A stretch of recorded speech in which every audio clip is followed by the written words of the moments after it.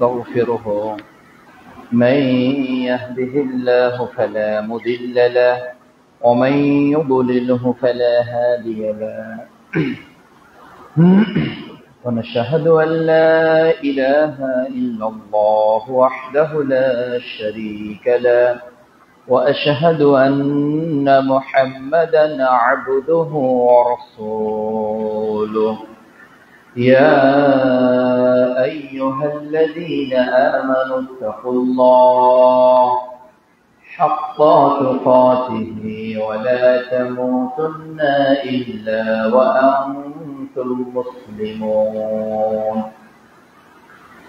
يا أيها الناس اتقوا ربكم الذي خلقكم من نفس واحدة وخلق منها زوجها وبث منهما رجالا كثيرا ونساء واتقوا الله الذي تساءلون به والأرحام إن الله كان عليكم رقيبا.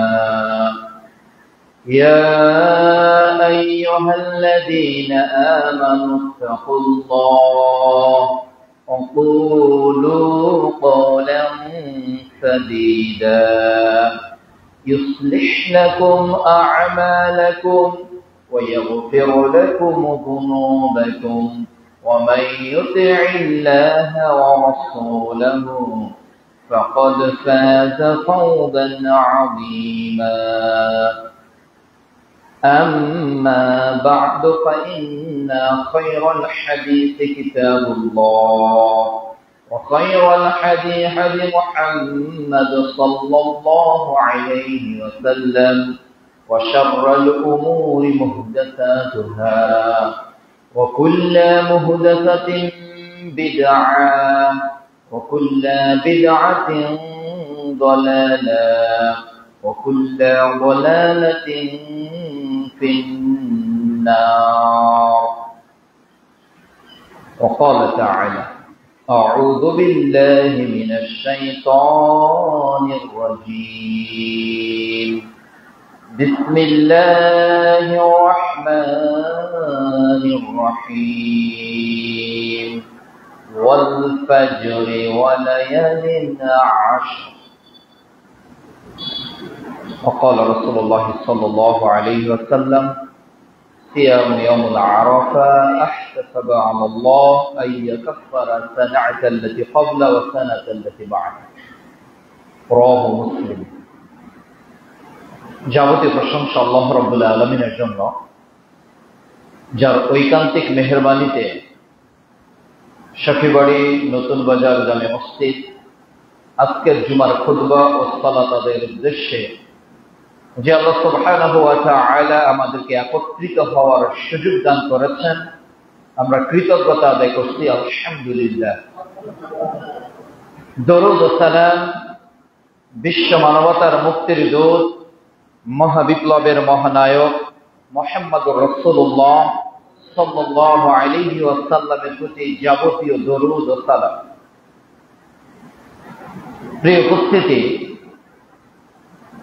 জিলহজ মাসের গুরুত্ব ও ইবাদত সমূহ সম্পর্কে পবিত্র কোরআন ও বিশ্বনবীর মুখনিসৃত বাণী থেকে এক দালিলিক আলোচনা উপস্থাপন করার চেষ্টা করব ইনশাআল্লাহুল আজিজ।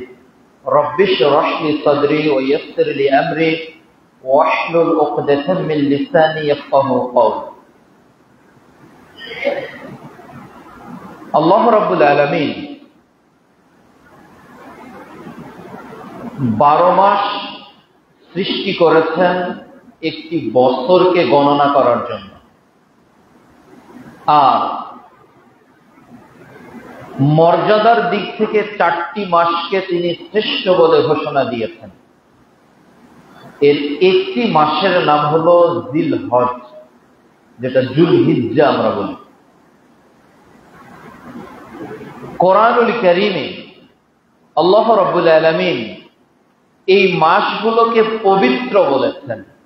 এটা শুধুমাত্র মুসলমানদের পবিত্র কোনো মাস নয়, বরং এটা আইয়ামে জাহিলিয়াতের যুগের কাফেরদের নিকটও পবিত্র মাস ছিল। পবিত্র কোরআনুল কারীমে সূরাতুত তাওবা অধ্যায় 9 আয়াত 36 আল্লাহ তাআলা বলছেন যে আসমান এবং জমিন যখন থেকে সৃষ্টি হয়েছে সেই দিন থেকে আল্লাহ তাআলা মাস গণনা করেছেন 12তে, আর 4টি মাসকে তিনি পবিত্র করেছেন। এর সর্বশেষ মাসের নাম হলো জিলহজ মাস। যদিও বাংলাদেশের মানুষ সহ বিশ্বের মানুষেরা আমরা এই মাসগুলোর কোনো মর্যাদা দিতে পারি না, আবু জেহেল যে মাসকে মূল্যায়ন করত, মুসলমানরা আজকে ওই মাসকে মূল্যায়ন করতে চায় না। কিসের জিলহজ, কিসের জিলকদ, কিসের রজব, কিসের মুহররম, এগুলো আজকে আমাদের নিকট দামি কোনো মাস নয়। কেননা এই মাসের মর্যাদা, এই মাসের সম্মান আমরা দিতে পারি না। জিলহজ মাস এমন একটি মাস যে মাসে ইসলামের অনেকগুলো ইতিহাস সম্পৃক্ত একটি মাস। জিলহজ মাস এমন একটি মাস, এই মাস মুসলমানদের আরকানুল ইসলামের গুরুত্বপূর্ণ একটি ইবাদত হজ যে মাসে সম্পাদিত করা হয়, এই মাসের নাম জিলহজ মাস। জিলহজ মাস এমন একটি মাস যে মাসে ইব্রাহিম আলাইহিস সালাম, হাজেরা আলাইহিস সালাম, সারা এবং ইসমাইল আলাইহিস সালামের এক বিশাল ইতিহাসের বিজড়িত এই মাস। জিলহজ মাস এমন একটি মাস, এই মাসে আল্লাহ রাব্বুল আলামিনের নিকট, এই মাসে আল্লাহ সুবহানাহু ওয়া তাআলার নিকট সর্বোচ্চ ত্যাগ, তিতিক্ষা, আত্মবিসর্জন দেওয়ার মাস।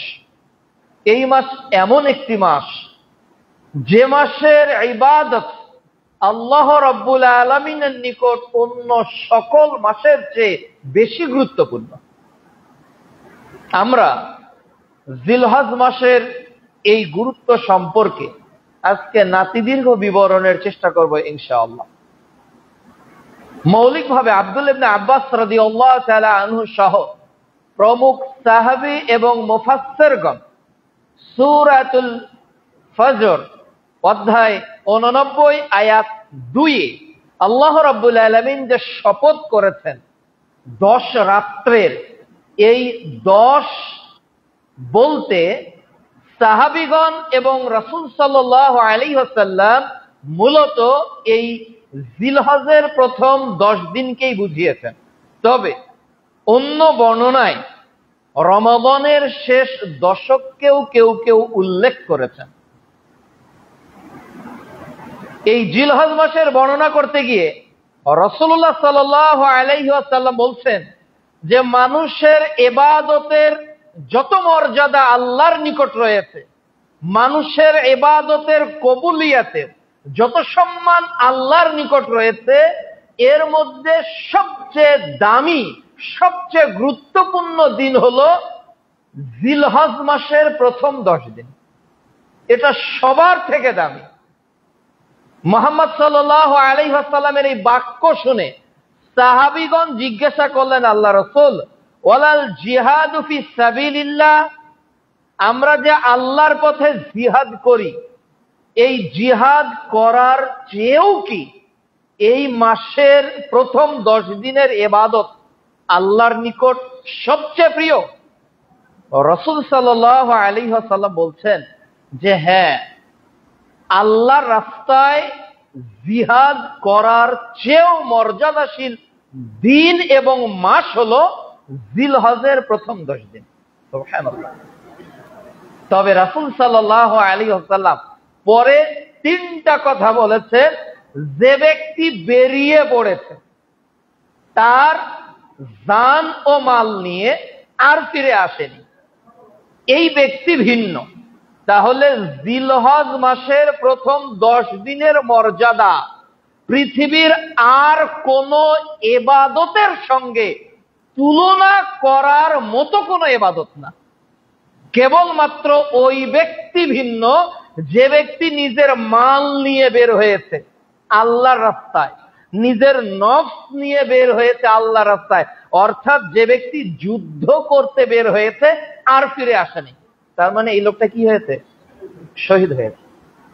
একজন শহীদ ব্যক্তির পর আল্লাহর নিকট সবচেয়ে মর্যাদাশীল, আল্লাহর নিকট আমলের দিক থেকে সবচেয়ে দামি ইবাদত ওই ব্যক্তির ইবাদত যে ব্যক্তি জিলহজ মাসের প্রথম 10 দিনে আল্লাহর প্রকৃত আবেদ বান্দায় পরিণত হতে পারে। সুবহানাল্লাহ। এজন্য প্রিয় উপস্থিতি, এই 10 দিন আমাদের অনেক গুরুত্বপূর্ণ আমল রয়েছে, এই 10 দিনের অনেক করণীয় ইবাদত রয়েছে যা আমাদের জন্য জানা একান্ত জরুরি। প্রথমত, আল্লাহ রাব্বুল আলামিন এই দিনকে সর্বশ্রেষ্ঠ দিন বলেছেন। রাসূলুল্লাহ সাল্লাল্লাহু আলাইহি ওয়াসাল্লাম বলছেন, সহিহুল জামের 1133 নম্বর হাদিসে তিনি বলছেন যে পৃথিবীর মধ্যে যে আফদালু আইয়ামিদ দুনিয়া আইয়ামুল আশর, আল্লাহর নিকট এই দুনিয়ার যতদিন মর্যাদাশীল এর চেয়ে সবচেয়ে মর্যাদাপূর্ণ হলো যে এই 10 দিনের ইবাদত বা কর্ম, এটা আল্লাহর নিকট সবচেয়ে শ্রেষ্ঠ। তৃতীয়ত, রাসূলুল্লাহ সাল্লাল্লাহু আলাইহি ওয়াসাল্লাম বলছেন যে এই দিনগুলোতে মানুষ যে ইবাদত গুলো করে এই ইবাদতটা আল্লাহর নিকট সবচেয়ে প্রিয়। তাহলে এই 10 দিনের বাইরে আমরা কি করি? সালাত আদায় করি। এই 10 দিনের বাইরে আমরা কি করি? কোরআন তেলাওয়াত করি। এই 10 দিনের বাইরে আমরা কি করি? দান সাদাকা করি। এই 10 দিনের বাইরে আমরা কি করি? তাকবীর বলি, তাহলিল বলি, তাহমিদ বলি। এই 10 দিনের বাইরে আমরা সাদাকা করি। এই 10 দিনের বাইরে আমরা ইস্তেগফার করি। কিন্তু রাসূল সাল্লাল্লাহু আলাইহি সাল্লাম বলছেন এই 10 দিনের মধ্যে যা আছে বাকি দিনগুলোতে আর তা নেই। 4 নাম্বার, যে ফাতুল বারির 2য় খণ্ডের 460 নম্বর পৃষ্ঠায় উল্লেখ করা হয়েছে যে এই দিনে আল্লাহ রাব্বুল আলামিন, এই 10 দিনে আল্লাহ রাব্বুল আলামিন যাবতীয় ইবাদত গুলোকে কম্বাইন করেছেন, একত্রিত করেছেন। এই 10 দিনে সালাত আছে, ফরজ ইবাদতের একটি। এই 10 দিনে দান সাদাকা আছে যা মৌলিক দানের একটি। এই 10 দিনে সিয়াম পালন আছে যা আল্লাহ রাব্বুল আলামিনের নির্ধারিত ইবাদতের একটি। এই 10 দিনে হজ আছে যা ইসলামের 5টা রোকনের একটি। অন্য আর সব দিনে সব পাবেন, কিন্তু হজ করতে পাবেন না। জিলহজ মাসের প্রথম 10 দিন এমন 10 দিন যে এই দিনে আরকানুল ইসলামের সব আছে, ঈমান, সালাত, সিয়াম, দান সাদাকা এবং হজ। 5টা ইবাদতকে একত্রিত করা হয়েছে যে 10 দিনে। এই 10 দিন হলো জিলহজের প্রথম 10 দিন। পঞ্চমত, আল্লাহ রাব্বুল আলামিন এই 10 দিনের মধ্যে আবার একটা দিনকে শ্রেষ্ঠত্বের ঘোষণা দিয়েছেন। এই 10 দিনের স্বাভাবিক একটা মর্যাদা রয়েছে, আর এই 10 দিনের মধ্যে আল্লাহ সুবহানাহু ওয়া তাআলা একটা দিনকে আবার শ্রেষ্ঠ বলে ঘোষণা দিয়েছেন। সেই দিনটা হলো আরাফার দিন, ইয়াউমুল আরাফা। অন্য বর্ণনায় রাসূল সাল্লাল্লাহু আলাইহি ওয়াসাল্লাম বলছেন যে আরাফাই হলো হজ। হজ কি? আরাফা। যার আরাফা টিকলো না তার হজ হলো না। এই জন্য আরাফাই হলো হজ। এই আরাফার মাঠ এত গুরুত্বপূর্ণ কেন? মুহাম্মদ সাল্লাল্লাহু আলাইহি ওয়াসাল্লামের সহিহ সনদের প্রায় 6 থেকে 7টি হাদিসে বর্ণিত প্রায় 16 প্রকার উপদেশ ছিল রাসূল সাল্লাল্লাহু আলাইহি ওয়াসাল্লামের আরাফার মাঠে। এই আরাফার মাঠ এমন একটি মাঠ যেখানে সব মানুষ একত্রিত হয়। এই আরাফার মাঠ এমন একটা মাঠ যেদিন আল্লাহ রাব্বুল আলামিন ইসলামকে পূর্ণতা দিয়েছেন। সূরা মাইদা অধ্যায় 5 আয়াত 3 নাজিল হয়েছে, আল ইয়াউমা আকমালতু লাকুম দীনাকুম। আমি দিনকে পরিপূর্ণ করলাম।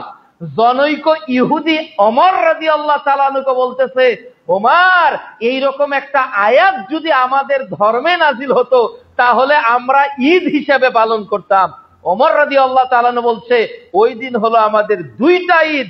ওই দিন আমাদের ছিল দুই ঈদ, একটা ছিল ঈদের দিন আর একটা ছিল জুমার দিন। সুবহানাল্লাহ। তাহলে প্রিয় উপস্থিতি, আরাফার দিনে আল্লাহ রাব্বুল আলামিন ইসলামকে পূর্ণাঙ্গতার ঘোষণা দিয়েছেন। দ্বিতীয়ত, এই আরাফার দিন আল্লাহ রাব্বুল আলামিন কোরআনকে এবং রাসূল সাল্লাল্লাহু আলাইহি ওয়াসাল্লামের রেখে যাওয়া আমানতকে আমাদের জন্য চূড়ান্ত শরীয়তের মানদণ্ড হিসেবে বর্ণনা করেছেন। যেই দিনটা, এই দিনটা কোন দিন? এই দিনটা হলো ইয়াউমুল আরাফা, আরাফার দিন।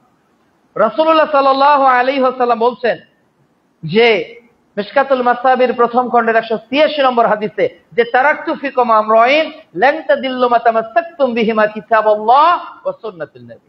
আমি তোমাদের মাঝে দুইটি জিনিস ছেড়ে যাচ্ছি। এটাও বিদায় হজের ভাষণের অন্যতম একটি ভাষণ। এটা হলো আরাফার মাঠে, যে তোমরা ততদিন পথভ্রষ্ট হবে না যতদিন এই দুইটি জিনিসকে আঁকড়ে ধরে থাকবে। একটার নাম হলো আল্লাহর কোরআন, আর দ্বিতীয়ত হলো মুহাম্মদ সাল্লাল্লাহু আলাইহি ওয়াসাল্লামের আদর্শ। এরপর আরাফার দিন এত গুরুত্বপূর্ণ কেন? কেন রাসূল সাল্লাল্লাহু আলাইহি ওয়াসাল্লাম বলছেন যে আরাফার দিন, এই আরাফার ময়দানে মানব জাতির নিকট আল্লাহ তাআলা ওয়াদা করেছিলেন। মানব জাতিকে নিকটস্থ করে আল্লাহ তাআলা এখানে ওয়াদা করেছিলেন। সে ওয়াদাটা কি? সূরা আরাফ অধ্যায় 7 আয়াত 172 আল্লাহ তাআলা বলেছিলেন, আলাস্তু বিরাব্বিকুম, আমি কি তোমাদের প্রভু নই? তখন আমরা বলেছিলাম, হ্যাঁ অবশ্যই আপনি আমাদের প্রভু। এই দিন হলো সেই দিন। এরপর রাসূল সাল্লাল্লাহু আলাইহি ওয়াসাল্লাম বলছেন, ইবনে মাজার 3014 নম্বর হাদিস, যে আল্লাহ রাব্বুল আলামিন আরাফার দিনে সবচেয়ে বেশি মানুষকে মুক্তি দিয়ে জাহান্নাম থেকে জান্নাতে প্রবেশ করান। সুবহানাল্লাহ। এই দিনটা আমরা অতি নিকটের সামনে পেয়ে যাচ্ছি। এরপর এই আরাফার দিন এমন একটা দিন, যেই দিন আল্লাহ সুবহানাহু ওয়া তাআলা ফেরেশতাদের নিকট আমাদেরকে নিয়ে গর্ব করে।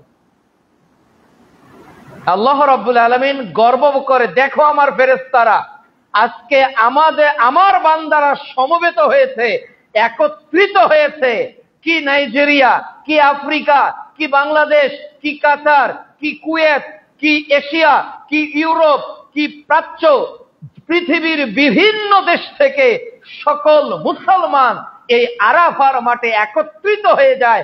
আর আল্লাহ তাআলা এই দিনটাকে এত মহব্বত করে, সমস্ত মানুষ যখন একত্রিত হয় তখন আল্লাহ সুবহানাহু ওয়া তাআলা ফেরেশতাদের নিকট গর্ব করে বলে, দেখো আমার বান্দারা আজকে একত্রিত হয়ে আমার নিকট তাদের সমস্ত ইবাদতকে, সমস্ত চাওয়া পাওয়াকে, সমস্ত আরাধনাকে, তাদের সমস্ত চাহিদাকে একত্রিত করে কেবল আমার কাছেই চাচ্ছে। এই দিন আল্লাহ রাব্বুল আলামিন ফেরেশতাদের নিকট গর্ব করে। তৃতীয়ত, এই আরাফার দিন হাজীদের জন্য গুরুত্বপূর্ণ দিন। আমরা যারা সিয়াম রাখতেছি আরাফায়, হাজীরা কি সিয়াম রাখে? হাজীরা তো সিয়াম রাখতেছে না, তাদের জন্য এটা হলো আনন্দের দিন। এরপর 8 নাম্বার হলো যে আরাফার দিন আল্লাহ রাব্বুল আলামিন মানুষের সবচেয়ে বেশি দোয়াকে কবুল করে। মানুষ আল্লাহর নিকট যত অপরাধ করেছে, যত গুনাহ করেছেন, যত পাপ পঙ্কিলতায় জীবনের সোনালী যুগগুলোকে নষ্ট করে দিয়েছেন, এই আরাফার দিন যাতে আপনার জীবন থেকে কখনো হাতছাড়া না হয়ে যায়। অফিস থেকে ছুটি নেন, ব্যবসা বাণিজ্য থেকে আলাদা হয়ে যান, এমন ভাবে মুতাওয়াজ্জা হন আল্লাহর নিকট, এমন ভাবে তাওবাতুন নাসুহা করে এমন ভাবে ফিরে আসুন রবের সান্নিধ্যে, যাতে আল্লাহ রাব্বুল আলামিন এই আরাফার মাঠকে কেন্দ্র করে আপনার অতীতের সব গুনাহ খাতাগুলোকে মাফ করে দেন। তিরমিজিতে রাসূলুল্লাহ সাল্লাল্লাহু আলাইহি ওয়াসাল্লাম বলছেন 3585 নম্বর হাদিসে যে খায়রুদ দোয়া দোয়া ও ইয়াউমুল আরাফা। পৃথিবীর মধ্যে সর্বশ্রেষ্ঠ উত্তম দোয়া হলো আরাফার দোয়া, আরাফার দিনের দোয়া। এরপর আরাফার দিন 9 নম্বর গুরুত্বপূর্ণ গুরুত্ব হলো যে এই দিনে আমরা সিয়াম রাখবো। কি রাখবো? সিয়াম রাখবো। রাসূলুল্লাহ সাল্লাল্লাহু আলাইহি ওয়াসাল্লাম বলছেন সহিহ মুসলিমের মিশকাতুল মাসাবির 2044 নম্বর হাদিসে যে সিয়ামু ইয়াউমুল আরাফা, যে ব্যক্তি আরাফার সিয়াম পালন করলো, আহতাসাবু আলাল্লাহ, আমি আল্লাহর নিকট আশা করি, আইয়ুকাফফারা সানাতাল্লাতী ক্বাবলা ওয়া সানাতাল্লাতী বা'দা, আমি আশা করি এই একটা সিয়ামের কারণে আল্লাহ তাআলা বান্দার আগামী 1 বছর এবং বিগত 1 বছর 2 বছরের গুনাহ খাতা মাফ করে দেবে। সুবহানাল্লাহ। পৃথিবীতে সবচেয়ে দামি একটা দিন, পৃথিবীতে সবচেয়ে মর্যাদাশীল একটা দিন, পৃথিবীতে সবচেয়ে সম্মানিত একটা দিন, ইবাদতের জগতে, আমলের জগতে, দোয়া কবুলের জগতে, জাহান্নাম থেকে মানুষকে মুক্তিদানের জগতে আল্লাহর গর্ব করার এই দিনে যদি আমরা লুঠে নিতে না পারি, যদি আমরা আল্লাহর সান্নিধ্যের সবচেয়ে নিকটে যেতে না পারি, যদি আমরা ক্ষমা প্রার্থী হয়ে নিজেদেরকে মাসুম করে প্রমাণ করতে না পারি, তাহলে আমাদের মতো দুর্ভাগা আর কে হতে পারে? আর কে হতে পারে? এই দিনকে যারা ইউটিলাইজ করবে না, এই দিনকে যারা মিস ইউজ করবে, এই দিনকে যারা নিজেদের দুনিয়ার চাহিদার পিছনে ব্যয় করবে, এর চেয়ে দুর্ভাগ্য, এর চেয়ে আমাদের জন্য দৈন্যতা আর কি হতে পারে? এই অবস্থাতে আরেকটি বড় গুরুত্বপূর্ণ ইবাদত হলো এই আরাফার, এই জিলহজের এই দিনগুলোতে আমরা কোরবানি করি, আমরা কোরবানি দিয়ে থাকি। নিজের পশুত্বকে, নিজের অপরাধগুলোকে, নিজের সমস্ত নেগেটিভ সাইডগুলোকে আমরা জবেহ করে আল্লাহর নিকট আনুগত্যের প্রমাণ নুয়ে দেই। আল্লাহ তাআলা বলছেন সূরা আল কাউসারে, ইন্না আ'তাইনাকাল কাউসার ফাসাল্লি লিরাব্বিকা ওয়ানহার, যে আমরা আপনাকে কাউসার দান করেছি, কাজেই আপনি আল্লাহর জন্য কি করুন? সালাত এবং নাহার, কোরবানি করুন। এই দিন হলো নাহার, ইয়ামুন নাহার, এই দিন হলো কোরবানির দিন। সূরা হজে আল্লাহ বলছেন অধ্যায় 22 আয়াত 37-এ, লা ইয়ানালাল্লাহু লুহুমুহা ওয়ালা দিমাউহা ওয়ালাকিন ইয়ানালুহু তাকওয়া মিনকুম, তোমরা যে পশুটাকে কোরবানি করছো এর গোশত বা রক্ত কোনোটাই আমার নিকট পৌঁছবে না, আমার নিকট যেটা পৌঁছবে সেটা হলো তোমাদের তাকওয়া। তোমরা কতটুকু আল্লাহ ভীরু, তোমরা কতটুকু পরহেজগার। অন্য বর্ণনায় আল্লাহ রাসূল বলতেছেন আত-তাকওয়াহু হাহুনা, তাকওয়া হলো এখানে। সহিহ বুখারীর প্রথম খণ্ডে ঈমান অধ্যায়ের 52 নম্বর হাদিসে রাসূল সাল্লাল্লাহু আলাইহি ওয়াসাল্লাম বলছেন যে মানুষের অন্তরে, মানুষের দেহে একটা গোশতের টুকরা থাকে, এটা ভালো হলে সব ভালো, আর এটা দূষিত হলো পুরোটাই দূষিত হয়ে যায়। এটাই হলো কলব, এইটাকেই পরিশুদ্ধ করা। আল্লাহ তাআলা বলছেন সফল ওই ব্যক্তি যে তার আত্মাকে পরিশুদ্ধ করতে পেরেছে, যে সফল ওই ব্যক্তি যে আত্মাকে কুলুষমুক্ত করতে পেরেছে। এই জিলহজের প্রত্যেকটা দিন আত্মাকে কুলুষমুক্ত করে, নিজের ঈমানকে শানিত করে, নিজের পাপগুলোকে ক্ষমা করে আল্লাহর নৈকট্যের দিকে এগিয়ে যাওয়ার দিন। এই অবস্থাতে এই দিন আল্লাহ রাব্বুল আলামিন এর নিকট আমরা কি করব? বিশেষ করে এই দিনকে অতিবাহিত করার জন্য বেশি বেশি করে আমরা যা করব, প্রথম বিষয় হলো আমরা আল্লাহর তাকবীর, আল্লাহু আকবার, আলহামদুলিল্লাহ, সুবহানাল্লাহ, এই জিকির গুলো আমরা বেশি বেশি করে পাঠ করব। আল্লাহ তাআলা বলছেন ফাযকুরুনি আযকুরকুম ওয়াশকুরুলি ওয়ালা তাকফুরুন, তোমরা আমাকে স্মরণ করো, আমি স্মরণ করব। তাহলে আল্লাহকে স্মরণ করাই হলো সবচেয়ে বেশি দায়িত্ব। হাজীগণ কি করেন? গিয়েই আল্লাহর পুরো মক্কা জুড়ে ধ্বনি আকাশ বাতাসে মুখরিত হয়ে যায় যে লব্বাইক আল্লাহুম্মা সুম্মা লাব্বাইক। আমরা উপস্থিত, আমরা আজকে উপস্থিত হয়ে গেলাম। আপনিও আপনার জীবনে আল্লাহর নিকট আপনার কর্মগুলোকে উপস্থাপন করেন। ও আল্লাহ, আমি অপরাধী, আমি গুনাহগার, আমি হাজারো অন্যায়ের সঙ্গে জীবনে জড়িত ছিলাম, কিন্তু তুমি ক্ষমাশীল। বারবার আল্লাহর প্রশংসা করা, দোয়ার আগে আল্লাহর নিকট ক্ষমা চাওয়ার আগে আল্লাহর প্রশংসা করার নিয়ম শিখিয়ে দিয়েছেন আল্লাহ নিজেই। আমরা আল্লাহর কাছে ইয়াকা না'বুদু ওয়া ইয়াকা নাস্তাইন বলার আগে আল্লাহ শিখাচ্ছে আলহামদুলিল্লাহি রাব্বিল আলামিন আর রহমানির রহিম মালিকি ইয়াউমিদ্দিন ইয়াকা না'বুদু। এই বারবার আল্লাহর নিকট আল্লাহর প্রশংসা, আল্লাহর গুণগান, আল্লাহর বড়ত্ব মহত্ব যাতে আমরা বেশি বেশি করে প্রকাশ করতে পারি। সবচেয়ে বড় কে? আল্লাহ নয় কি? সবচেয়ে বড় হলো আল্লাহু আকবার, সর্বশক্তিমান। ওহুয়া আলা কুল্লি শাইইন কাদির। তার সঙ্গে কিছু চলে না। তিনি দিনকে রাতের মধ্যে, রাতকে দিনের মধ্যে ঢুকিয়ে দেন। তিনি যাকে ইচ্ছা অর্থ দান করেন, যাকে ইচ্ছা মিসকিন করে দেন। তিনি যাকে ইচ্ছা সম্মানিত করেন, যাকে ইচ্ছা অপমানিত করেন, যাকে ইচ্ছা ছেলে দেন, যাকে ইচ্ছা মেয়ে দেন, যাকে ইচ্ছা ছেলে মেয়ে উভয়ই দেন, যাকে ইচ্ছা ছেলে মেয়ে কিছু দেন না। এটা যিনি করেন তিনি হলেন আল্লাহু আকবার। কোন একজন ব্যক্তির হৃদয়ে যদি আল্লাহকে আকবার বলার ইস্তেকামাত থাকতে পারে, তাহলে পৃথিবীতে তাকে দমানোর আর কেউ নেই।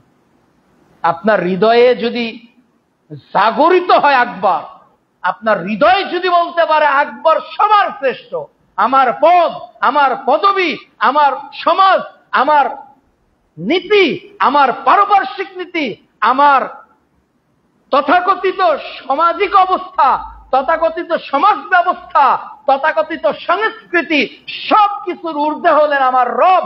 এই নীতি যদি আপনার সবার আগে থাকে, পৃথিবীতে সবাই পরাজিত হবে, আপনি আপনার কর্মে বিজয় লাভ করবেন। আল্লাহ তাআলা বলছেন সূরা হামিম সিজদার 30 নম্বর আয়াতে যে ইন্নাল্লাযীনা ক্বালু রাব্বুনাল্লাহ সুম্মা ইসতাকামু। যদি আপনি এই কথা বলতে পারেন আপনার প্রতিপালক আল্লাহ, যিনি সবচেয়ে বড়, আপনার রব সবচেয়ে বড়, আপনার বসের চেয়েও বড়, আপনার অফিসের কর্মকর্তার চেয়েও বড়, আপনার জায়গার সর্বোচ্চ পদের লোকটার থেকেও বড়, আপনার স্কুলের হেডমাস্টারের থেকে বড়, আপনার কলেজের প্রিন্সিপালের থেকে বড়, আপনার ইউনিভার্সিটির ভিসির থেকেও বড়, আপনার প্রশাসনিক কর্মকর্তা ডিআইজির থেকেও বড়, তিনি বিচারকের থেকেও বড়, তিনি স্বরাষ্ট্রমন্ত্রীর থেকেও বড়, তিনি জাতিসংঘের মহাসচিবের থেকেও বড়, তিনি গোটা পৃথিবীর থেকে বড়। গোটা পৃথিবীতে যত মাখলুকাতের নাম আমরা জানি, যত নাম জানি না, যতগুলো বিজ্ঞান আবিষ্কার করেছে, যতগুলো বিজ্ঞান আবিষ্কার করেনি, যাদের রিজিকের ব্যবস্থা আমাদের সামনে ঘটতেছে, যাদের রিজিকের ব্যবস্থা আমরা না জানি তিনি সম্পাদন করতেছে, এই সব কার্যকলাপ যিনি সম্পাদিত করেন তিনি হলেন আকবার, তিনি সবচেয়ে বড়। তাহলে আপনার কাছে আকবার যদি থাকে, তাহলে আপনার দুনিয়ার মানুষের কোনো পরোয়া আছে? কাউকে তোয়াস আপনাকে করতে হবে, কারো কাছে জিসার জিসার আপনাকে বলতে হবে। কাজেই মুসলমানদেরকে এ শিক্ষা জিলহজ মাস থেকে নিতে হবে যে আমাকে তাকবীর বেশি বেশি পাঠ করতে হবে। তাকবীরের আওয়াজ কণ্ঠে যত না তুলবেন, এর চেয়ে নিজের হৃদয়ের মধ্যে বেশি তুলবেন। বাঙালি তো তাকবীর দেওয়া জাতি মাঠে, বাঙালি তো তাকবীর দেওয়া জাতি মসজিদে, বাঙালি তো তাকবীর দেওয়া জাতি ঈদের মাঠে, বাঙালি তো তাকবীর দেওয়া জাতি ওয়াজ মাহফিলে, কিন্তু বাঙালি নিজের ঈমানকে জাগরিত করার জন্য তাকবীর দিতে পারে না। আমি আমাকে জাগাবো, এমন তাকবীর দিবে ঘুমন্ত লোকটা লাফ দিয়ে উঠবে, কি হয়ে গেল? কিন্তু ওই লোকটাই যে রবকে আকবার বলেছে, সে আবার সুদের সঙ্গে জড়িত, সে আবার ঘুষের সঙ্গে জড়িত, সে আবার হারামের সঙ্গে জড়িত, সে আবার হাজারো অনৈতিক কর্মের সঙ্গে জড়িত।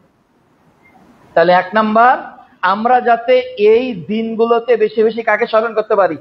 আল্লাহকে। তাহলে আল্লাহকে স্মরণ করার যত মাধ্যম আছে, সব মাধ্যমকে আমরা আমলে পরিণত করব। এখন আল্লাহকে স্মরণ করার কি কি মাধ্যম আছে? আল্লাহকে স্মরণ করার সবচেয়ে গুরুত্বপূর্ণ একটা মাধ্যম হলো সালাত। আল্লাহকে স্মরণ করার সবচেয়ে বড় মাধ্যম কি? সালাত। সূরা জুমআ অধ্যায় 62 আয়াত 10 আল্লাহ তাআলা বলছেন, যখন আযান হয়ে যায় তখন তোমরা ছুটে আসো তোমাদের কর্মগুলোকে বন্ধ করে। কিসের জন্য? আল্লাহর স্মরণের জন্য। আল্লাহর স্মরণের জন্য। এই স্মরণটাই মূলত হলো সালাত। তাহলে আপনাকে আমাকে আল্লাহর স্মরণ করতে হবে কিসের মাধ্যমে? সালাতের মাধ্যমে। অর্থাৎ আপনি 5 ওয়াক্ত সালাত আদায় করতেন, ফরজটা, এখন সুন্নত আদায় করেন, নফল আদায় করেন। আপনি স্বাভাবিক সালাত আদায় করতেন, এখন আপনি তাহাজ্জুদের সালাতের একটু চেষ্টা করেন। আপনি স্বাভাবিক সালাত আদায় করতেন, এখন একটু ইশরাকের তাশতের সালাত আদায় করার চেষ্টা করেন। আপনি স্বাভাবিক সালাত আদায় করতেন, এখন একটু আল্লাহর নিকট সালাতুল হাজত আদায় করেন। আপনি স্বাভাবিক সালাত আদায় করতেন, এখন আপনার উজু করার পর, এখন আপনি মসজিদে ঢোকার পর বিভিন্ন যে নফল সালাত গুলো আছে, এই সালাতটা আপনি কি করে দিবেন? বাড়িয়ে দিবেন। কেন? এই 10 দিনের ইবাদত যেভাবে আল্লাহ কবুল করবে, বাকি 365 দিনের এই 10 দিন বাদ দিলে যতদিন হয়, এই দিনের ইবাদত আল্লাহ এত গুরুত্ব দিয়ে কবুল করেন না। এটা মুহাম্মদ সাল্লাল্লাহু আলাইহি ওয়াসাল্লাম বলেছেন। 2 নাম্বার, আল্লাহকে স্মরণ করার আরেকটি বড় মাধ্যম হলো যে আপনার প্রাত্যহিক জীবনে যত আমল আছে সব আমলে আল্লাহর নাম আছে। আপনি দৈনিক যত কর্ম করেন সব কর্মে আল্লাহর নাম আছে। আপনি ঘুম থেকে উঠবেন, সেখানে আল্লাহর নাম দিয়ে কিন্তু শুরু হবে। আলহামদুলিল্লাহ, আলহামদুলিল্লাহ। প্রশংসা কার জন্য করতেছেন? আল্লাহর জন্য। আবার যখন ঘুমাতে যাচ্ছেন তখনও বলতেছেন আল্লাহুম্মা বিসমিকা, আল্লাহর নামে শুরু। তাহলে আপনার জাগরণ এবং আপনার ঘুম এর মাঝখানে যত কর্ম আছে সব জায়গায় আল্লাহকে স্মরণ করা সম্ভব যদি আপনি রাসূলের আদর্শ অনুযায়ী করেন। পোশাক পরবেন, ওখানে আল্লাহুম্মা দিয়ে শুরু। খাবার খাবেন, আল্লাহুম্মা বারিক লানা দিয়ে শুরু। আয়না দেখবেন, আল্লাহুম্মা হাসনানতা খালকি দিয়ে শুরু। এরপর বাড়ি থেকে বের হবেন, বিসমিল্লাহি, এই যে আল্লাহর নামে। এরপর যানবাহনে উঠবেন, সুবহানাল্লাযী, ওই সুবহান আল্লাহ দিয়ে শুরু হচ্ছে। এরপর উপরে উঠতেছেন আল্লাহু আকবার, নিচে নামতেছেন সুবহান আল্লাহ। তাহলে আল্লাহর সঙ্গে দৈনিক জিকিরের একটা সম্পর্ক আছে না নাই? তাহলে আপনার দায়িত্ব হলো যে আপনার জিলহজের এই 10টা দিনে আপনি বেশি বেশি আল্লাহকে স্মরণ করবেন। 1 নাম্বার, সালাতের নীতিটাকে, গতিটাকে বাড়িয়ে দেন। 2 নাম্বার, আল্লাহকে যত দোয়ার মাধ্যমে স্মরণ করা যায় সব আমল চেষ্টা করেন। প্রয়োজনে সহিহ কিতাবুদ দোয়া নিয়ে ঘটেন, যাতে এই দিনগুলোতে আল্লাহর স্মরণ থেকে আমি বিমুখ না থাকি। এরপর 3 নাম্বার হলো আল্লাহকে স্মরণ করার আরেকটা গ্রন্থ, যার নাম আল কোরআন। আল্লাহকে স্মরণ করার আরেকটা বড় মাধ্যম কি? কোরআনুল কারীম। আল্লাহ তাআলা বলছেন, আল্লাহ কোরআনকে স্মরণের কিতাব বলেছেন। সূরা হিজরে আল্লাহ বলছে না, অধ্যায় 15 আয়াত 9, ইন্না নাহনু নাযালনা যিকর, আমি আল্লাহ তাআলা নাজিল করেছি জিকির। তার মানে জিকির মানে এখানে কোরআন। তাহলে কোরআনের মাধ্যমে আমরা আল্লাহকে কি করতে পারবো? স্মরণ করতে পারবো। আল্লাহ তাআলা কোরআনে আদেশ দিয়েছে, নিষেধ করেছে, নেকির সুসংবাদ বলে দিয়েছে, অপরাধের শাস্তির কথা বলেছে, মাজলুম বান্দা আল্লাহর নিকট আশার আলোর কথা বলেছে, গুনাহ করতে করতে জীবন শেষ, আল্লাহ মাগফিরাতের কথা বলেছে। আপনি রিজিক নিয়ে টেনশনে আছেন, আল্লাহ আপনার রিজিকের ব্যবস্থার কথা বলেছে। অর্থাৎ পুরো কোরআনটাই হলো আমাদের জীবনে আল্লাহকে স্মরণ করার সবচেয়ে বড় গ্রন্থ। তাহলে এই 10 দিনে আমাদের বেশি বেশি কি করা? কোরআন তেলাওয়াত করা এই 10 দিনে। তাহলে 1 নাম্বার বললাম, আল্লাহর স্মরণে যাতে এই 10 দিন অতিবাহিত হয়। 2 নাম্বার, এই দিনগুলোতে আমাদের বেশি বেশি ইস্তেগফার পাঠ করা প্রয়োজন। আল্লাহর নিকট ক্ষমা চাওয়া। অপরাধ সংগঠিত হয়েছে। তিরমিজি 2499 নম্বর হাদিস, আদম সন্তান হলো অপরাধী, আর অপরাধীদের মধ্যে শ্রেষ্ঠ হলো যিনি ক্ষমা চান, আল্লাহর নিকট ভুল স্বীকার করেন। কাজে আমরা আমাদের স্বীয় অপরাধগুলোর নিকট, অপরাধের কারণে আল্লাহ সুবহানাহু ওয়া তাআলার নিকট ক্ষমা চাইব। ক্ষমা চাইবেন কিভাবে? আল্লাহর নিকট ক্ষমা চাইবেন কিভাবে? তওবা, অনুশোচনা, তওবা, ফিরে আসা। কোরআনে একটা সূরার নামই কি? সূরাতুত তওবা, অধ্যায় 9। তো এই তওবাটার কথা আল্লাহ কোরআনের অনেক জায়গায় বলেছে। মৌলিক কয়েকটা কথা। তওবা মনে আপনার মধ্যে প্রথমত অনুশোচনা লাগবে, আপনি একটু সেড ফিল করবেন, আপনি দুঃখ প্রকাশ করবেন যে আল্লাহ, এটা আমার জন্য করা উচিত হয়নি, এটা আমার দ্বারা সংগঠিত হয়ে গেছে, আমি লজ্জিত, আমি দুঃখিত, আমি অপমান বোধ করছি, এজ এ মুসলিম হিসেবে এটা আমার জন্য করা উচিত নয়। তাহলে তওবা মানে নিজের মধ্যে আগে কি লাগবে? অনুশোচনা লাগবে। মানে আপনি পাপ করে অনুশোচনা ভুগতেছেন না, আপনি আস্তাগফিরুল্লাহ আস্তাগফিরুল্লাহ বলতেছেন, এটা হবে না। তওবা মানে আপনার মধ্যে অনুশোচনা থাকতে হবে। 2 নাম্বার, আপনি ওই অপরাধ থেকে ফিরে আসবেন যে আল্লাহ, ব্যাংকের সঙ্গে যত লেনদেন ছিল হারাম, সবই ক্লোজ, যা অনৈতিক কর্ম ছিল সবই ক্লোজ, ফিরে আসলাম, এটা হলো তওবা। তাহলে প্রথমত নিজের নফসকে ধিক্কার দেওয়া যে তুমি ভুল করেছো। হানজালা যদি নিজেকে মুনাফিক বলতে পারে, আপনিও একটু 2-1 দিন নিজেকে মুনাফিক বলেন তো, একা একা, যে আমি মুনাফিক, আমি মুনাফিক। আল্লাহকে বলছি ইয়াকা না'বুদু, আবার আরেকজনের দাসত্ব করতেছি। আল্লাহকে বলছি আকবার, আব্রাহাম লিঙ্কনকে আকবার মনে করতেছি। আল্লাহকে বলতেছি ইনিল হুকুম ইল্লা লিল্লাহ, তুমি ছাড়া কোনো নীতি নেই, কিন্তু আমি অনৈতিক হাজারো কুফরি তন্ত্র মেনে চলছি, আমি মুনাফিক। আল্লাহ, আমি বলেছি একনিষ্ঠ তোমার ইবাদত করব, পাপে জড়িয়ে পড়তেছি। তাহলে নিজেকে ধিক্কার দেন। এরপর বলেন আল্লাহ, না না না না, আর জীবনে ভোট কেন্দ্রে যাব না, আর জীবনে নারী নেত্রীর পিছনে ছুটব না, আর জীবনে গণতন্ত্রের দিকে যাব না, আর জীবনে সুদ খাবো না, আর জীবনে ঘুষ খাবো না, আর জীবনে স্ত্রীকে নিয়ে বাইরে ঘুরবো না, আর জীবনে বেপরদায় নিজের মেয়েকে বাইরে ঘোরাবো না, যা করেছি করেছি। এটা কি বলছি? তওবা। তওবা মুখে একটু পরে বলেন, আগে অন্তরটাকে একটু রিপেয়ার করেন, এরপর আপনার কর্ম সংগঠিত যেগুলো হয়েছে ওর থেকে ফিরে আসেন। এবার আল্লাহকে বলেন, আল্লাহ, আমি যা করেছি তা তুমি মাফ কর, আমি যা করেছি তা তুমি ক্ষমা কর, তুমি রহমান, তুমি গফফার, তুমি গফুর, তুমি অনেক দয়ালু। এবার আপনি আশ্রয় নেন হাদিসের, আপনি বলেন আল্লাহর নিকট আস্তাগফিরুল্লাহ, আপনি এবার বলেন আল্লাহর নিকট আস্তাগফিরুল্লাহাল্লাযী লা ইলাহা ইল্লা হুয়াল হাইয়ুল কাইয়্যুম ওয়া আতুবু ইলাইহি।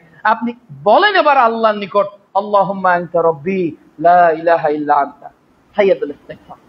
তাহলে আপনাকে ক্ষমা নিতে হবে, ক্ষমা চাইতে হবে। এনিহাও এই 10 দিনের সুযোগ যদি আপনি হাতছাড়া করেন, আপনার জীবনে আগামী 1 বছরে আর এমন সুযোগ আল্লাহ দিবেন না।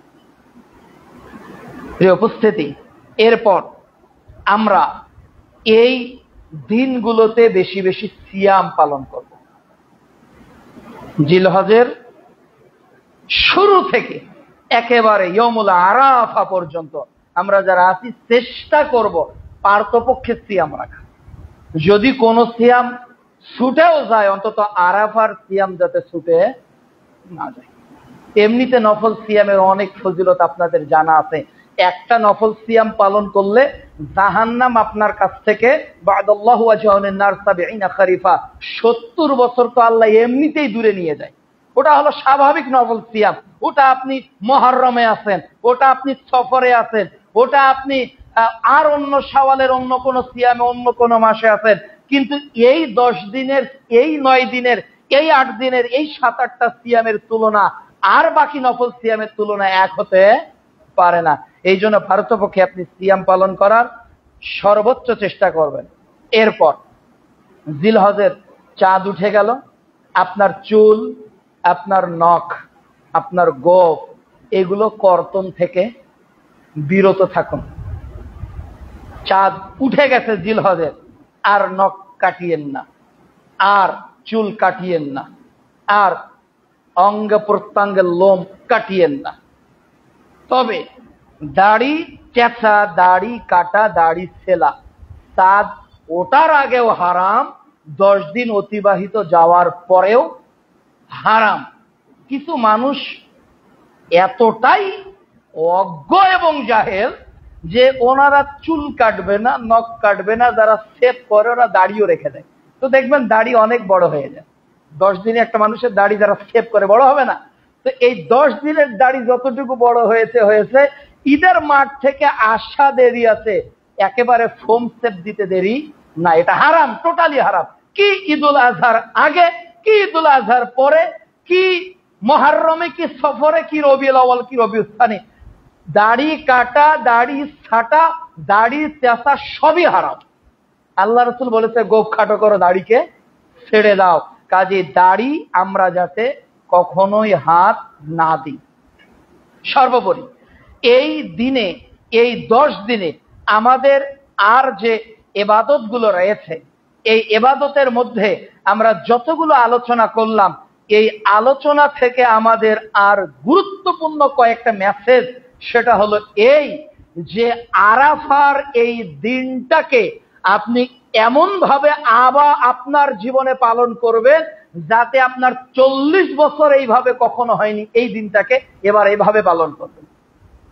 আপনি সুন্দর করে আগের রাতে সাহারি খেয়ে নেন, সুন্দর করে একেবারে ফজরের সালাত জামাতে আদায় করেন, বাড়িতে এসে কোরআন তেলাওয়াত শুরু করে দেন, এরপর কখনো তওবা ইস্তেগফার পড়েন, কখনো নফল সালাত আদায় করেন, কখনো একা আল্লাহর নিকট অঝর নয়নে কাঁদতে থাকেন। যতক্ষণ আরাফার মাঠে হাজিরা অবস্থান করছে, যতক্ষণ আরাফার মাঠে হাজিরা অবস্থান করছে, আপনি বুঝতে পারবেন না, পৃথিবীর ক্যালকুলেশনে আপনার ধরবে না আল্লাহ এই দিনে কত কোটি জাহান্নামীকে আল্লাহ জান্নাতে দিবে। তো জাহান্নামী মানে এখানে আপনাকে একটা সূক্ষ্ম তথ্য দিচ্ছি, জাহান্নামী মানে তার আমলের দরজা, বলেন তো, বন্ধ। জাহান্নামী মানে তার ইস্তেগফার করার সুযোগ বন্ধ। জাহান্নামী মানে তার সালাত আদায় আর সুযোগ নেই। তাহলে যারা জাহান্নামে বরাদ্দ, এরা যদি মুক্তি পেতে পারে, এরা যদি নাজাত পেতে পারে, তাহলে আমি যদি সায়েম, আমি যদি সিয়াম পালন করে আল্লাহর তাকবীর তাহমিদ উচ্চারণ করার পর আল্লাহর নিকট তওবা করে যদি একনিষ্ঠভাবে আল্লাহর নিকট খালেস ভাবে ইস্তেগফার করি, আল্লাহ ক্ষমা করবেন না? আল্লাহ ক্ষমা করবেনই করবেন। আল্লাহ তো বলেছে ইন্নাল্লাহা ইয়াগফিরুয যুনুবা জামিয়া, আমি তো ক্ষমা করব, আমি তোমাদের অতীতের যাবতীয় পাপকে মাফ করে দিব। সূরা জুমারে আল্লাহ বলছে, অধ্যায় 39 আয়াত 53। আর সূরা ফুরকানে আল্লাহ 70 নম্বর আয়াতে বলছে, যদি তওবা করো ফাউলাইকা ইবাদুল্লাহ সাইয়্যাতিহিম হাসানা, তোমার পাপগুলো নেকি দিয়ে পরিবর্তন হয়ে যাবে। আল্লাহ সুবহানাহু ওয়া তাআলা যেন বেশি বেশি করে আমাদেরকে ইয়াউমুল আরাফার সিয়াম পালন করে এবং বাকি সিয়ামগুলো পালন করে আল্লাহর তাকবীর, আল্লাহর প্রশংসা, আল্লাহর পবিত্রতা, আল্লাহর বড়ত্ব, আল্লাহ সুবহানাহু ওয়া তাআলার শরণ, আল্লাহ তাআলার ইবাদতে এই দিনগুলোকে অতিবাহিত করার তৌফিক দান করেন। আল্লাহুম্মা আমিন। আল্লাহ সুবহানাহু ওয়া তাআলা যেন আমাদের প্রকৃত অর্থেই হজের মূল টার্গেটকে হৃদয়ে লালন করে ধারণ করে বাস্তব জীবনে আমল করার তৌফিক দান করেন। ঈদুল আজহার তাকবীর হলো শিরিকের বিরুদ্ধে তাওহীদের পক্ষে। লক্ষ লক্ষ হাজীদের কণ্ঠে একটা ধ্বনি বারবার হচ্ছে যে লাব্বাইক আল্লাহুম্মা লাব্বাইক ইন্নাল হামদা ওয়ান নি'মাতা লাকা ওয়াল মুলক, এরপর লা শারীকা লাহ, লাকা ওয়াল মুলক। এই রাজত্ব কার? এই রাজত্বের মালিক কে? এই রাজত্বের মালিক ডোনাল্ড ট্রাম্প নয়, এই রাজত্বের মালিক ডক্টর ইউনূস নয়, এই রাজত্বের মালিক এ পার্টি বি পার্টি নয়, এই পুরো রাজত্বের মালিক কে? আল্লাহ। এটাই ঘোষণা করা হচ্ছে। যদিও বাংলাদেশের হাজিরা বুঝে না বুঝে এটা ঘোষণা দেয়, বাস্তব জীবনে এটার কোনো আমল নেই। লা শারীকা লাক, তার কোনো অংশীদার নেই, কোনো অংশীদার নেই। ওয়ালাকাদ বাআসনা ফি কুল্লি উম্মাতির রাসূলা আন ইবুদুল্লাহ ওয়াসতানিবুত তাগুত। যত নবী এবং রাসূল এসেছে তাদের সবার দায়িত্ব ছিল তাগুতকে বর্জন করে তাওহীদকে প্রতিষ্ঠা করা। আর আল্লাহর প্রত্যেক ইবাদতে, আল্লাহর প্রত্যেক ফরজিয়াত বিধানে দেখবেন শিরকের বিরুদ্ধে কথা, তাওহীদের পক্ষে কথা। কি কালেমা, কি সালাত, কি সিয়াম, কি ঈদুল ফিতর, কি ঈদুল আযহা, সর্বত্রই তাওহীদের নিশানকে দেখবেন। ঈদুল আযহার সঙ্গে ইব্রাহিম আলাইহিস সালাম এবং এই নমরুদের একটা লম্বা ইতিহাস। ইব্রাহিম আলাইহিস সালাম আর বাপ আজরের এক ইতিহাস। কিসের ইতিহাস? মূর্তি কেউ গড়তে চায়, মূর্তি কেউ ভাঙতে চায়, কেউ বান্দাকে করতেছে। তাহলে সমাজে কিন্তু এই দুইটা দ্বন্দ্ব অতীতেও লেগেছে, বর্তমানেও লাগছে, ভবিষ্যতেও লাগবে। কেউ আল্লাহর দাসত্ব জমিনে চায়, কেউ বান্দার দাসত্ব চায়। তো দ্বন্দ্ব হবে না আপনার সাথে? আপনি চান আব্রাহাম লিঙ্কনের পদ্ধতিতে ইসলাম আসবে, আমি বলেছি কিয়ামতের আগ পর্যন্ত আসবে না, কোনোদিনও আসবে না। তো আপনার সঙ্গে আমার দ্বন্দ্ব হবে না? আমাকে 1000 বার ফাঁসির কাছে ঝোলালেও আমি গণতন্ত্র সেরে এটা মরার আগ পর্যন্ত বলবো। আমি কেন, গোটা বিশ্বের সালাফি আলেমরা বলবে। 1 সেকেন্ডের জন্য আপোষ করবে না, 1 ন্যানো সেকেন্ডের জন্য আপোষ করবে না। তো হুজুর আপনার সঙ্গে আমার বনবে কি? কিয়ামত পর্যন্ত দ্বন্দ্ব লেগেই থাকবে। সমাজের এই দ্বন্দ্বটা লাগবে। এটা হলো তাওহীদের সঙ্গে শিরকের দ্বন্দ্ব, এটা হলো সুন্নতের সঙ্গে বেদাতের দ্বন্দ্ব। এটা চলবেই চলবে। ওই একজন বললেন না যে তাহিরিকে তৈরি করতে আল্লাহ নাকি 30 বছর লেগেছে। আসমান জমিন তৈরি করতে 6 দিন, আর তাহিরিকে তৈরি করতে আল্লাহ 30 বছর লাগে। নাউজুবিল্লাহ। এরাও আবার আলোচক, এটাও সমাজে চলছে। এজন্য সমাজে যেমন সুন্নত আজকে বেদাতের গোলক ধাতায় একেবারে অক্টোপাসের ন্যায় আক্রান্ত হয়ে গেছে, ঠিক তাওহীদও আজকে বিভিন্ন শিরকি মোড়কে একত্রিত হয়ে গেছে। জিলহজ মাসের স্লোগান হোক তাওহীদের পক্ষের স্লোগান, জিলহজ মাসের স্লোগান হোক আল্লাহর রুবুবিয়ত, উলুহিয়ত, আসমা ও সিফাতকে একনিষ্ঠভাবে জীবনে মেনে নেওয়ার স্লোগান। আল্লাহ তাআলা যেন আমল করার তৌফিক দান করেন। পরিশেষে ইয়াউমুল জুমআ ইসলামের একটি গুরুত্বপূর্ণ দিন, যেই দিনে একজন ব্যক্তির মর্যাদাকে এত উঁচু করা হয়েছে, যে লোকটা প্রথম মুসল্লি হলো জুমার দিন, উট কোরবানি করলে যত নেকি হয় আল্লাহ তাআলা তার আমল নামায় তত নেকি লিখে দেন। সুবহানাল্লাহ। যে ব্যক্তি সকাল সকাল আসলো, সুন্দর করে উত্তম করে উজু করে গোসল করে আসলো, প্রথম কাতারে বসলো, চুপ করে থাকলো, ইমাম মেম্বারে ওঠার আগ পর্যন্ত সালাত আদায় করলো, এরপর চুপি স্বরে খুতবা শুনলো, সালাত আদায় করলো, আল্লাহর প্রশংসা, রাসূলের উপর দরুদ পড়লো। আল্লাহ রাসূল সাল্লাল্লাহু আলাইহি ওয়াসাল্লাম বলছেন যে এই দিন এমন একটা মুহূর্ত আছে, এই দিন ওই আমলকারীর জন্য এমন একটা মুহূর্ত আছে, ওই ব্যক্তি আল্লাহর কাছে জুমার দিনে যা চাইবে তাই পাইবে। কিন্তু আমরা কি আসলে জুমার দিনকে এইভাবে মূল্যায়ন করছি? আমরা কিন্তু আসলেই করতেছি না। এখন যে লোকটা মনে করেন এই 1:13 ঢুকলো বা 1:10 মধ্যে ঢুকলো, সে জুমার দিনের গুরুত্ব এইভাবে বুঝতে পারলো না।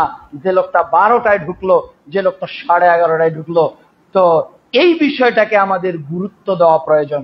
জুমার দিন আসমান জমিন পাহাড় পর্বত ভয়ে থাকে কিয়ামত নাকি হয়ে যায় নাকি। কিয়ামত সংগঠিত হওয়ার দিন কিন্তু জুমার দিন। আদম আলাইহিস সালাম যেই দিন জান্নাত থেকে দুনিয়াতে এসেছেন, আল্লাহ তাআলা যেদিন তার দোয়া কবুল করেছেন, এই দিন কিন্তু জুমার দিন। জুমার দিনের কিন্তু অনেক গুরুত্ব মর্যাদা রয়েছে। এজন্য সকলকে আহ্বান করব, খুতবা শুরু হবে 12:20, আর আপনি আসবেন 1টায়। এই সিদ্ধান্ত বাতিল করতে হবে। জুমার খুতবা শুরু হবে 12:10, আপনি আসবেন 1টায়। এই সিদ্ধান্ত বাতিল করতে হবে। জুমার খুতবা যদি হয় 12টার সময়, তাহলে আপনাকে 11:30টায় আসতে হবে। ওই দিন কোনো কাজ নেই, ওই দিন কেন আপনাকে ওই দিন সকালবেলা বাজার করতে হবে? কেন রাত্রে বাজার করতে পারেন না?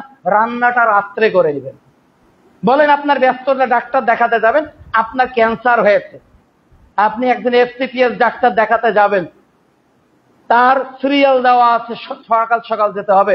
তখন স্ত্রীকে বলতেছেন সকালের গরম ভাতের দরকার নেই, তুমি তরকারিটা রাতেই রান্না করো, আর ফজরের সালাতের সময় ভাতটা মেজিক চুলে দিয়ে দিও, ওটা খেয়ে রওনা দিতে হবে। করেন না? দুনিয়ার জন্য করি না আমরা? তো দুনিয়ার জন্য সময়কে সেভ করার জন্য রাতে তরকারি রান্না করেন। যত মা বোন এখানে আছেন খবরদার, যত পুরুষ স্বামী এখানে আছেন খবরদার, স্ত্রীকে বলবেন তুমি রাতে তরকারি রান্না করো, ভাতটাও পারলে রাতে করো। কি আর পরিবারের রুটিন, এটা কি চাই? আপনি খাবেন ওই দিন গোস্ত, আপনি খাবেন ওই দিন মাছ, আপনি করবেন ওই দিন বিয়ে, আপনি যাবেন ওই দিন আত্মীয়র বাড়ি, আপনি যাইবেন ওই দিন কি বলে আপনার রামসাগরে, ওই দিন যাবেন আপনি স্বপ্নপুরীতে, ভিন্ন জগতে। আর ওই দিন যে এবাদতে কাটাতে হয়, ওই দিন যে সবার আগে মসজিদে আসতে হয়, এটা আজকে মুসলমানদেরকে বোঝানোই কঠিন, বোঝানোই কঠিন। এই দিন হলো প্রতিযোগিতা, এই দিন হলো লেখি লুণ্ঠন, এই দিন হলো মান মর্যাদা বাড়া। অপরাধ 6 দিনে করেছি, আজ মাপ নিব, আগামী 6 দিনে যা করেছি পরের শুক্রবারে মাপ নিব। এই নীতিতে আপনার জুমার দিন আসতে হবে এবং যেতে হবে। আল্লাহ যেন তৌফিক দান করে। যত স্বামী এসেছেন স্ত্রীদেরকে নিয়ে আসতে হবে, যত ভাই এসেছেন বোনদেরকে নিয়ে আসতে হবে। আপনার মেয়েটা এখন কোথায়? ও বাড়িতে সালাত আদায় করলে হয়, কিন্তু 3 পিসটা ওকেই সটি বাড়িতে এসে কিনতে হয়। ও সটি বাড়ি নতুন বাজার জামে মসজিদের দোতলায় এসে সালাত আদায় করতে ওর ব্যস্ততা, কিন্তু ও ঈদের মার্কেটে যাবে, স্বামীর জন্য রান্না আগে প্রস্তুত। এক্ষেত্রেও খুব সজাগ। মেয়ের জামা কিনে দিতে হবে, এজন্য রংপুরে যাবে। ও মিঠাপুকুরের দোকান পছন্দ নয়, ও রংপুরে চলে যাবে, ও জনতাতে চলে যাবে, সততাতে চলে যাবে, আরো বড় কোনো ক্লথ স্টোরে চলে যাবে। ও 2 ঘন্টা সময় নিয়ে রংপুর যেতে প্রস্তুত, কিন্তু আপনার মেয়েটা, আপনার স্ত্রীটা, আপনার বোনটা সটি বাড়িতে আসতে প্রস্তুত নয়। এর থেকে আপনাকে বিরত থাকতে হবে, যে কোনো মূল্যে নিয়ে আসতে হবে। আর মহিলা মা বোন যারা এখানে আছেন, তাদেরকেও আর একটা কথা বলি, খুতবা চুপ করে শুনতে হয়, মনোযোগ দিয়ে শুনতে হয়। এখন যদি আপনি আপনার ভাউজের সঙ্গে কথা বলার জন্য আসেন, তো আপনি মসজিদে এসে কি কল্যাণ করলেন? নেকি সবই হারিয়ে গেল। এখানে কোনো কথা হবে না, একেবারে কিপ এন্ড সাইলেন্ট। মনে করবেন আমি বোবা, আমি ঢোকা থেকে নিয়ে ইন্টার থেকে এক্সিট পর্যন্ত আমি কথা বলতে পারি না। We don't know how to talk. আমি জানি না কিভাবে কথা বলতে হয়। কেবল জিকির থাকবে, তাসবিহ থাকবে, খতিব কি বলছে এটা মেমোরিতে ধারণ করতে হবে, নোট করে যেতে হবে, এভাবেই অতিবাহিত করতে হবে। আমাদের কাছে, আমাদের পরিচিত যারা থাকে তাদের কাছ থেকে এই সংখ্যাটা আমরা অনেক সময় পাই যে মহিলাদের মধ্যে ব্যাপক কথা হয়ে থাকে দোতলায়। এটা থেকে আপনারা বিরত থাকবেন। এসেছেন খুতবা শোনার জন্য, কিন্তু এসে যদি পাপই অর্জন করেন তো নেকি কি হলো? বিষয়টা ভাববেন। আল্লাহ রাব্বুল আলামিন যেন আমাদের বোঝার তৌফিক দান করেন। আল্লাহুম্মা